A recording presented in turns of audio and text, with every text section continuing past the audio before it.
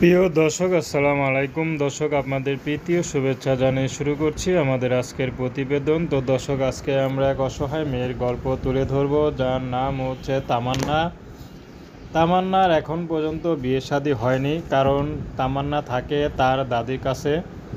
তার বাবা মা নেই। বাবা মা ছোটো থেকে বেলায় ঝগড়া করে দুজনে আলাদা হয়ে বিয়ে করে নিয়েছে। তামান্নারা খোঁজখবর নেয়নি। তো দাদি মানুষ করেছে, দাদি এখন বয়স হয়ে গেছে। তো তামান্নার একটি কষ্ট, যদি বাবা মা থাকতো তাহলে তামান্নার জীবনটা এভাবে এলোমেলো হতো না। তামান্না হয়তো পড়াশোনা করতো, ভালো এক জায়গায় চাকরি করতে পারতো, ভালো ঘরে বিয়েও হতো। তো তামান্নার এখন তার ভালো ঘরে বিয়ে হবে না। এখন যেমনই হোক, যেমন পরিবারে হোক, তামান্না বিয়ে করতে রাজি আছে। যদি তাকে শুধু একটু ডাল ভাতের ব্যবস্থা করতে পারে তাহলেই হবে। তামান্না দেখতে মাশাআল্লাহ গরিব হলেও সুন্দর আছে। এই জন্য তামান্না অনেক ছেলের হাতেই অনেক সময় লজ্জিত হতে হয়েছে, অনেক অপমানিত হতে হয়েছে, অনেক প্রেমের অফার করেছে, কিন্তু তামান্না কখনো রাজি হয়নি। কারণ তামান্না জানে বিয়ের আগে প্রেম ভালোবাসা ভালো না।